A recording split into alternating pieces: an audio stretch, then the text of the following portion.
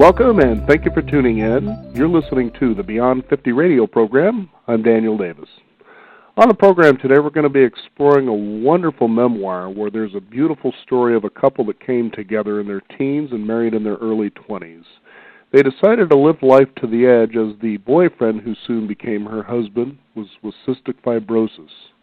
They chose the path of love that was beautiful yet painful. They also explored foreign cities, battling the disease that would eventually take his life. Their friendship and marriage was extraordinary. I'd like to welcome to the Beyond 50 radio program today our guest, Elizabeth Scarborough. Elizabeth, thank you for joining us here on the program today. Hi, thank you so much for having me. Now, tell us about how this story has had an impact on people who have read it and how they kind of view life afterwards. Well, I've had a number of people write to me that the story really helped them appreciate the people that they love very much and also kind of take hold of their own lives and think about what they wanted to do with the time they had left. And I've also had people who've been in difficult situations write, especially couples where one partner, has an illness, and write about being happy that I explored that pretty honestly and that they felt they sort of had a companion to go through their own struggles, which made me really happy. Mm-hmm.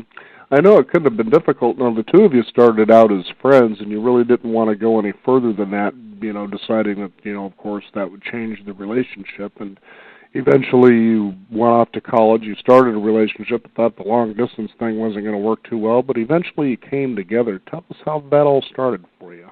Well, when I was a teenager, I was sure that I was never going to get married and never have a family, and I was really not interested in settling down. I thought I would I wanted to be an international journalist, actually, so I thought I would explore different countries and have a bunch of different boyfriends. And when I met Stephen, you're right, we were friends. We were very good friends, but we thought we should go to college and really go our separate ways. But I think we just couldn't help admitting that we were really in love with each other. And if his life situation had been different, maybe I would have put that off. But he was very healthy when he was young, but I did realize that his lifetime would be limited, and if that I wanted to be with him, I should put that ahead of things that might always be there for myself. Mm-hmm. Now, it isn't easy when people from the outside looking in at something like this realize that you've got the challenge of him having cystic fibrosis and why you would continue to, I guess, fall in love, and they might have that feeling like you're there to serve, but it was really, truly a loving relationship. No, it was very much a loving relationship. We were partners. In fact, the first time someone mentioned to me, said something like, well, you were in the caregiving position. I said, what? Right. I didn't really see myself that way, and he certainly didn't see me that way. We were just, people who were married who happened to have a difficult situation. Mm-hmm. Now, tell us, for instance, what sort of challenges that you had to face when being with someone with cystic fibrosis. Well, let's see. I moved out to San Francisco to be with him when I was 22, and right after I moved out, his lung collapsed. And that was really my first experience with his illness and spending a prolonged time in the hospital. And, I think the biggest challenge was that we never knew quite what was coming next. There's no clear path for the illness, so you can be going along and everything can be fine, and suddenly your lung collapses and you have a serious infection and you really have to put your health first. So I think one of the biggest challenges for us was being in our 20s and, having the freedom that most people our age had, but then also having some constraints and having to say, okay, we have to make some life decisions around his health. We can't just do whatever we'd like to do. Mm-hmm. Now, you decided to, of course, explore. You might as well live life to the edge since you're already there. Yeah.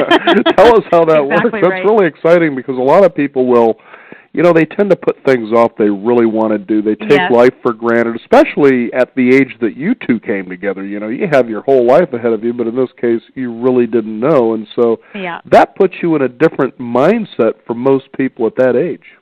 Very different. And I think, Stephen really helped put me in that mindset. I'm not sure I would have been there otherwise, but I think for him, he knew from a young age that he had a serious illness, even when he was quite healthy, and he didn't know how long he'd have. He thought maybe 30, tops 40. And so I think his whole life he just thought, I'm not going to waste any time, and I'm going to do what I want to do. And if I'm not enjoying myself or not fulfilled and not happy, I'm going to move on and do something else. So, he tried jobs that interested him. We went and visited a lot of places that I think, you could say, oh, well, you have a serious illness, you should be afraid to go have a honeymoon in Scotland or, go to Mexico. And I think for him, he thought, well, these are things I really want to do, and I don't know how much time I have, and I'm going to do them now when I'm in the best health I'm going to be. Now, I'm sure the listeners, or of course as people read the book, will realize, well, how did you come up with the resources to do that sort of living on the edge? Yes, well, the honeymoon was given to us by his parents, which was really generous. And other than that, we just worked and saved our money and went places that we could. We didn't have kids or anything, and we didn't own a house or anything, so we were able to take some of those trips. And he was luckily able to work almost up to the very end of his life. Mm-hmm. Now, you were born on September 11th. Yes. Boy, you really have some star-crossed things going on here. But, it's really exciting because you get so often, for me, I guess, what comes to mind is the movie $1 Million Baby. Great movie. And here she is. She gets her shot at the title, and then, of course, it turns. Yes. And you think, and somehow I'm sure the viewer was thinking to themselves, but she's going to pull out of this and get that shot again. But it just doesn't happen. That's right. Yep. And the one thing that Red says in the movie to Clint Eastwood is that, so many people go on saying how they never got their shot. But you have to go out and you have to kind of take it, and that's exactly what you guys did. That's right. No, and I try to carry that into my life now, because I do feel like it's really important. None of us know how much time we have. Mm-hmm. Now, tell us about the foreign cities that you did visit, what your experiences were like. Well, I chose that title because I had thought I'd spend my 20s traveling to many different foreign countries, and then I found myself in a very different foreign territory, so the territory of illness and hospitals and sort of life-threatening experiences. But we did get a little bit of a chance to travel. We went both to Mexico, and we went to Scotland, and that was quite an adventure because Stephen at that point was only a year before having to get a lung transplant, actually less than a year, and so his doctors were a little nervous, but they also understood that it is important to live fully if you don't know how long you're going to have, and so they had him do a bunch of antibiotics before he left, and then we were able to go, and it was such an amazing experience, for us and the life we were living at that point. We got to explore Ireland and Scotland and go to a bunch of towns we'd never been to, and we're both Scottish in heritage, although, many generations back, and so that was kind of special, too. Mm-hmm. And how did you interact with people? Did you really try to live in the town, or did you feel you were more like tourists? Some of both. I mean, we tried to, but, I think it takes longer than several weeks to be able to really settle into a place. But I also think, Stephen had a personality. He was very pretty extroverted, much more so than me, and no nonsense, just really cutting to the chase when he spoke to people. There's no small talk, I guess you would say. Mm-hmm. And so we did get to know people fairly quickly, and people would tell us their impressions of Americans, mm-hmm. all kinds of things, and that was lots of fun. Now, how did you find these foreign cities to be inviting as far as, people very friendly and the like, kind of taking you in? Yeah, I do feel like people were very friendly. Mm-hmm. Very exciting stuff for you as well. Yeah. What would you like most for people to take with the story away? I do think I would love people to take away a sense of urgency about their own lives and, an energy and urgency about their own lives, and also hopefully feeling heartened that when they do go through hard times, there are ways to get through those times, and not at all a Pollyannish sense, but just that, we do survive and we do get through, and I have no regrets about marrying someone with a serious illness. I feel like that experience has shaped my life in very good ways, and hope that's helpful to people. Yeah, I know. I find it's so interesting that we live in a society, especially here in America, that shows us what the ideal life is supposed to look yes. like. And, the interesting part about that is the fact that they're doing this purposefully to create the anxiety so that you'll buy into the solutions to the problems that they know that they're creating, Very true. Very true. And when you take a look at, for instance, your situation, you realize, there are so few people that really know what it's like to love and to be loved in a true, relationship versus some of the nonsense that you see on TV, whether these are true or not, things like The Bachelor and The Bachelorette. Come on, really.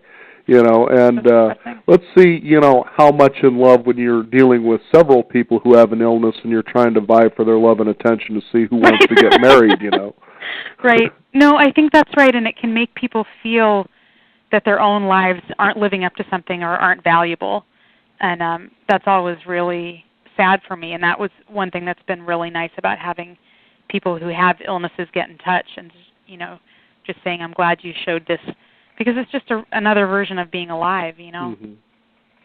So you really find yourself at a point now that there's really nothing that you're not willing to challenge yourself with, isn't there?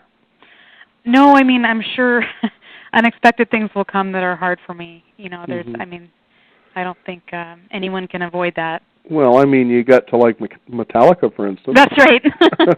I did, and I have new challenges. I have young kids, and that's a whole different learning experience for me. Mm-hmm. I'm really enjoying that. Now, do you have a website people can find out more about your story? I do. It is my name, so it's www.elizabethscarborough.com, and that has a bunch of different essays I've written, and also, if you wanted to see me talk, but also get some resources on any of the subjects that come up in my book. Very good. And is there another way people can find out how to get your book as well? Amazon or independent bookstores are great, and I'm also on things like Facebook and Twitter if anyone wants to talk with me. Now, how about the spiritual side of things here for you? What would you like to share with people about that? Do you have a faith of things beyond that somehow you're being watched over? I do have a faith. I'm not sure I would say quite that I'm being watched over, but I would say that I feel like there is a purpose larger than our individual lives. Mm-hmm. And that we all share that and live in that. That may sound really corny, but I do find a lot of comfort in that.